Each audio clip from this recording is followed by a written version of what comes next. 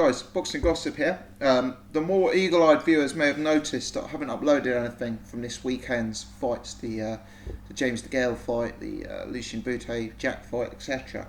And yeah, I was pretty busy over the weekend, didn't get the opportunity to do so. But nevertheless, I wanted to give them some coverage. So I thought, rather than having a look at each fight and talking about each fight separately, I'm just going to smash through them all in one video. I thought especially worthwhile doing that, seeing a lot of the fights were in the same division, 168 pounds. So rather than going over each one two individually, I'm going to more do this video in the context of the 168 pound division as a whole.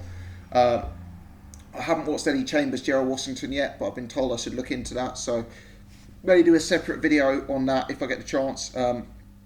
Might try and cover Ortiz versus Berto at the end of this one as well. Let's see how we get on. First and foremost, let's start with James Degale.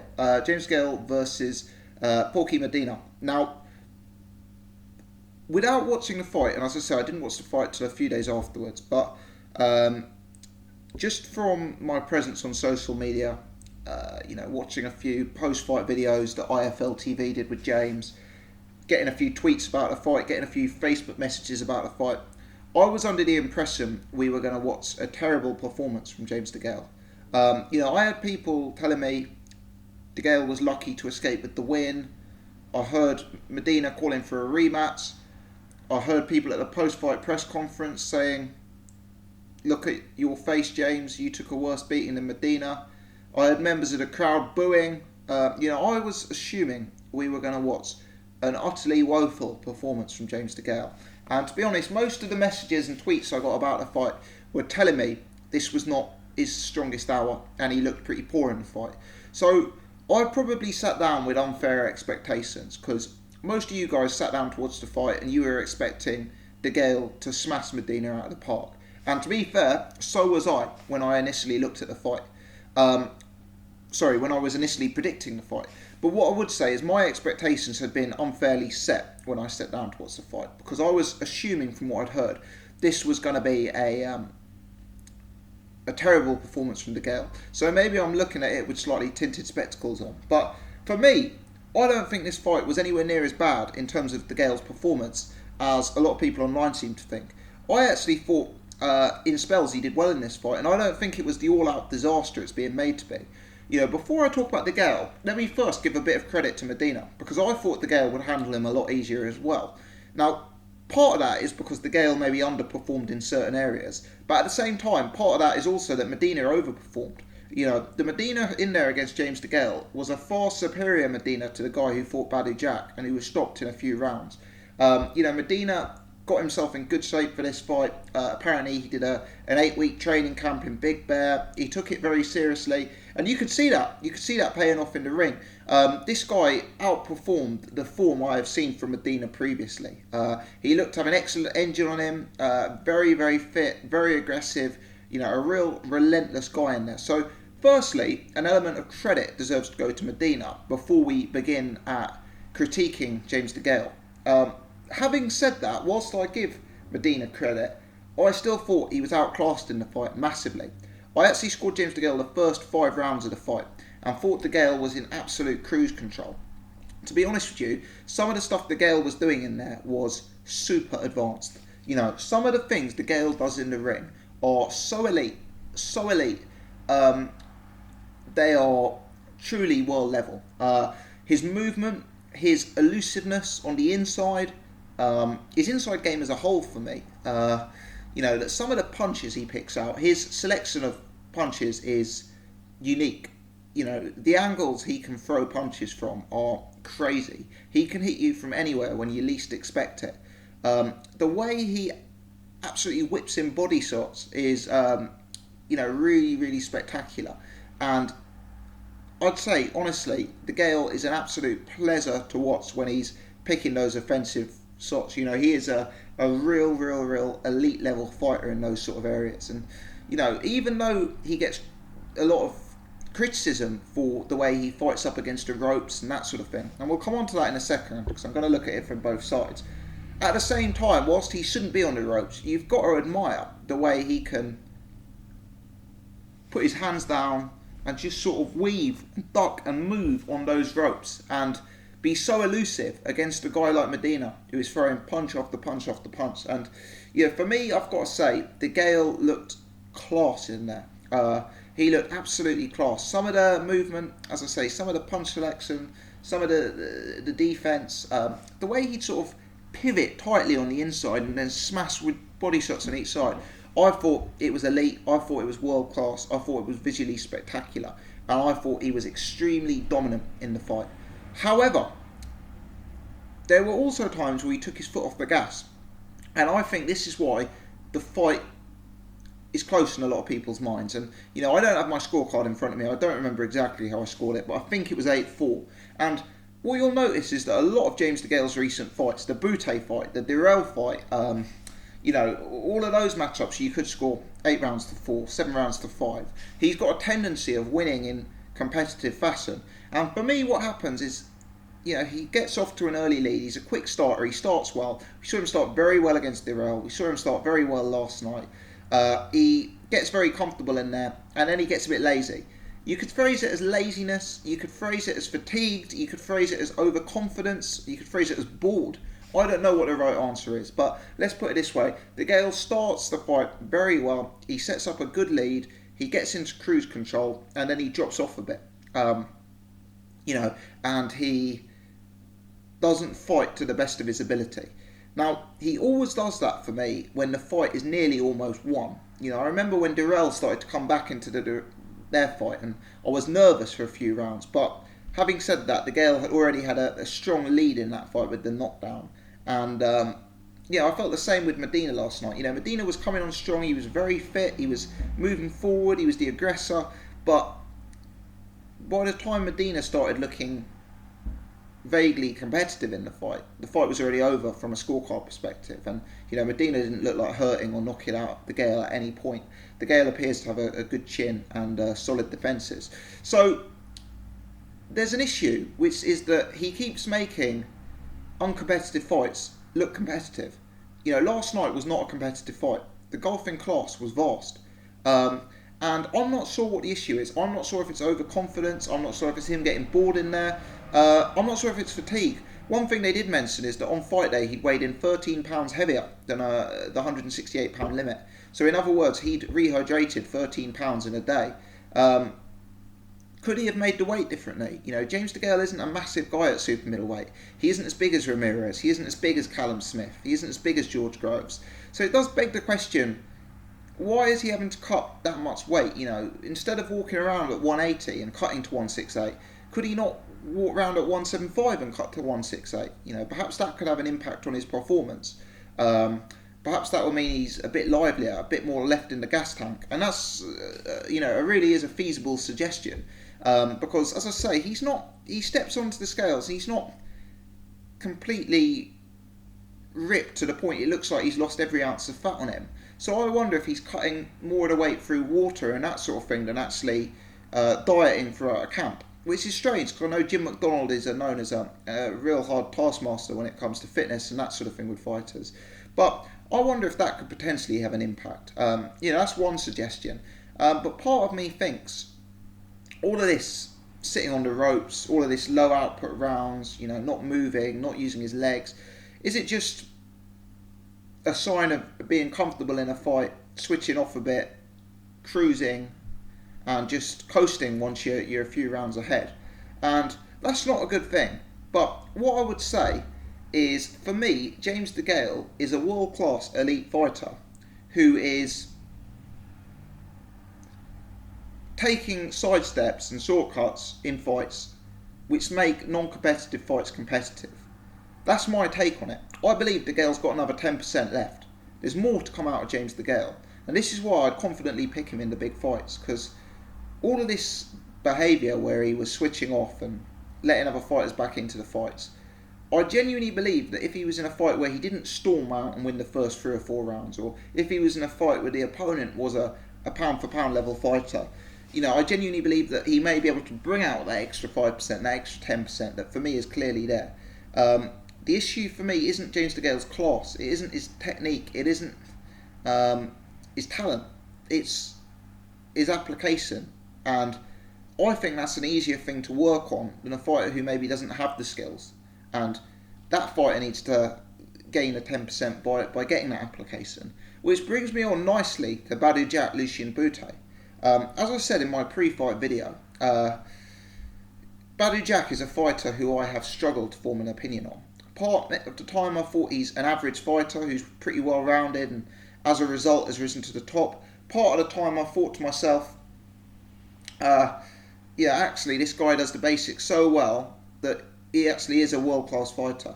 And having seen this fight, again, it's another performance from Badu Jack that leaves me unconvinced.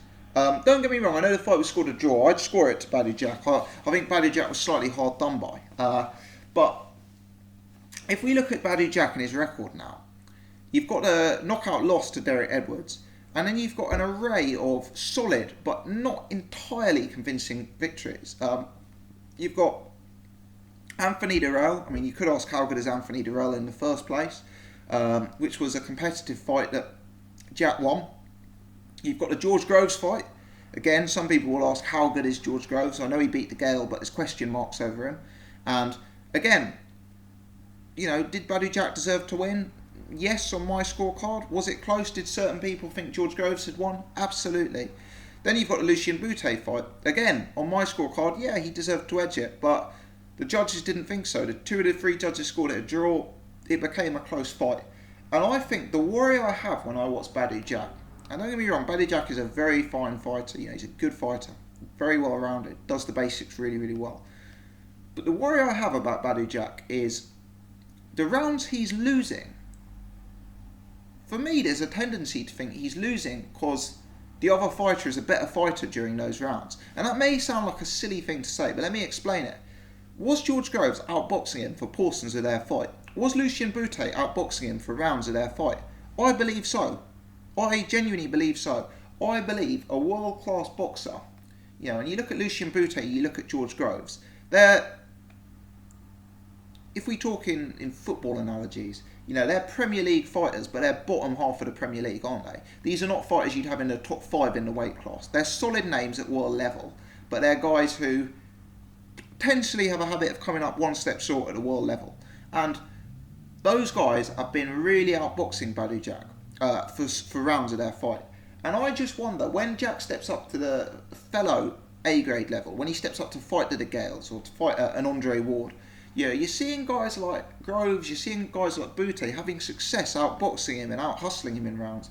And you just wonder, can James Degale outbox him? And I think the answer is yes. You know, for me, here's the difference. James Degale completely outclassed an opponent and let that opponent into the fight through negligence. Whereas I think Badu Jack did his very best in the fight and the opponent was able to take multiple rounds of him because at spells of the fight the opponent was better than Badu Jack. And that's the subtle difference between the two. Neither are good positions to be in, don't get me wrong. Neither are absolute ideals. But if it came down to it, do I see James Degale outboxing Lucien Bute, outworking him? Yes, I do. Do I see Badu Jack outboxing James Degale? The answer to that is no, I don't. And do I see James Degale switching off in the fight and letting Badu Jack back into it like he let Medina back into it or like he let Dirrells back into it? I mean, that could happen, but I think it would only happen if Degale is 5 rounds, 6 rounds, 7 rounds up. And I think, on balance, I'd side with Degale because I think Degale's issue is getting lazy in there. You know, maybe not making the weight as best he could. Maybe getting overconfident in there. Whereas fundamentally, and that's a serious issue, I'm not making light of it, but fundamentally, when I look at Badu Jack, I'm thinking, could he just be outboxed? Could he just be outclassed by James Degale? And I think the answer to that is yes. You know, Badu Jack is a fine fighter, but I don't look at him and see him having the upside of James Degale. I don't see him having the boxing class of James Degale.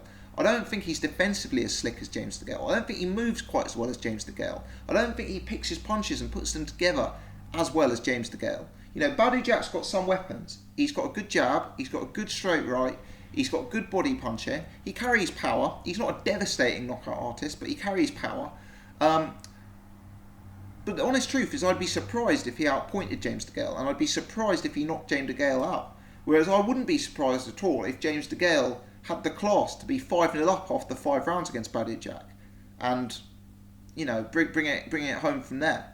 That's my thoughts. I think they're definitely the top two at £168, and I think £168 for what it's worth is a much weaker division than it was a few years back. I mean, I remember when the Super 6 was on, it was one of the major divisions in the sport. But you look at it, Andre Ward, he's moved on to 175. Carl Frotz, he's obviously left the sport and retired. Mikhail Kessler left the sport and retired. Arthur Abraham just had a big fall from grace, moved away from world title level. It's open. And for me, these two are definitely the 1 and 2 in 168 at present. Their form is above and beyond the other fighters at 168. And they look like the class acts for me. If I had to rank them right now, in terms of form, I'd slightly lean to James Degale. I think his win over Andre Dirrells, who I rate a lot higher than Anthony Dirrells, is stronger than anything on Badu Jack's resume. I know Badu Jack beat George Groves and George Groves beat James Degale, but if we look at it objectively, I do think James Degale, with his wins over Bute, who Jack obviously drew with officially, with his wins over Andre Dirrells, I'd have a slight lean to James Degale. I would say, from a rankings perspective, they're very evenly matched. They're quite close, these two, though. I wouldn't necessarily have a huge problem if someone rated Badu Jack number 1, but I personally would go with James Degale. In terms of eye test, I'd go with James Degale, definitely. I think he looks to be the better fighter. He appears to have a bit more class, a bit more tools in his toolbox, so to speak. And I'd go with those two, 1 and 2, probably in the order of Degale 1, Jack 2. When we were on £168, we saw two other fighters who are just a little bit behind those two, but looking to get back into the mix with the Dirrells brothers fight this week. Anthony Dirrells won by first round knockout, I believe, over Caleb Truex, who moved up from middleweight for the fight. Andre Dirrells won by 10-round decision against Blake Caparello, who I believe had moved down from 175 for the fight. Now, both of these fighters are good fighters. They deserve to be in the conversation at 168. I'm not entirely convinced by either of them, and I see them both behind Degale and Badu Jack at this stage. Yeah, Andre Dirrells, he's one of the nearly men of the sport. He looked to be a fantastic fighter on the way up. He looked like a guy who could, be a pound for pound dominant fighter. But he just never quite put it together. The Carl Frotz fight, so close to a win, career-defining win, and he let it slip away by being outworked in the late rounds. The Arthur Abraham fight, again, he was looking very, very good in that fight, dominating, and the fight ended in very controversial circumstances, with apparently Abraham hitting him on the way down, hitting him when he was down, should I say. And obviously that led to a huge spell of inactivity, which is part of the problem for Andre Dirrells. We then saw him come back against James Degale in a fight where he did well, but he was dropped. And we now saw him dropped by Blake Caparello. I just wonder, he's gone from a guy who's been a long-term prospect to a guy who has been in a lot of fights and has maybe got a few miles on the clock. Heavy losses with the Arthur Abraham. I know he didn't lose the Arthur Abraham fight, but a heavy head injury, I guess you could say, from that fight, followed up by being hurt by Degale, hurt by Caparello. Just makes me think, at this stage, given the fact he hasn't got to world title level, is he going to be one of those nearly men? Is he one of those guys who looks so good on paper and looks so talented, but doesn't quite make it at the top level? And for me, that's a nagging concern. Anthony Dirrells, he couldn't do much better than a first-round knockout, but you don't really learn much from first-round knockouts. And a guy like Caleb Truex, who's hardly setting the world alight at 160, with him stepping up to 168, it's hard to be totally blown away by that. Anthony Dirrells, he seems to be a decent fighter, but for me, he's a bit scrappy. He doesn't have the cleanest work. He doesn't put his punches together too well. Sometimes he smothers himself a bit. And I think he's a bit over-reliant on power. He fell in love with his power coming up. His power isn't quite there at the elite level. And I think he gets involved in unnecessary scraps because he doesn't use his boxing so much. And, both of them, Anthony Dirrells, I think, could be outboxed. Obviously, he already was by Badu Jack. Andre Dirrells, I feel he could be hurt. I think he has some punch resistance queries now. I know he looks huge at 168. He looked massive compared to James Degale when they fought. And James Degale, as I say, was 180 at fight night against Medina. So, it'd be interesting to see how it pans out for them. But for me, interesting characters to have in the division. Certainly they're about a little bit behind the top two. People say who will be number one in the division in 18 months, 2 years' time. And two guys I'd throw into the mix are Callum Smith and Gilberto Ramirez. Both who are coming off big wins. Ramirez beating long-term champion Arthur Abraham. Callum Smith, obviously, with back-to-back first-round knockouts over Rocky Fielding and Adila Mohammadi. Both of these guys absolutely massive at the weight. And if I was managing them, my advice would be do whatever you can to stay at £168 for another year or two. Because, as I've discussed, I think the division's weak at present. I know Ramirez already has a world title. I know Callum Smith is already in a mandatory position. But these are massive guys. These are young guys and they're massive. They're 6'3", 6'4". They are beasts in terms of their size for 168. And I would want to keep them there for as long as possible because 175 at present is a minefield. You've got Kovalev, Stevenson, Andre Ward.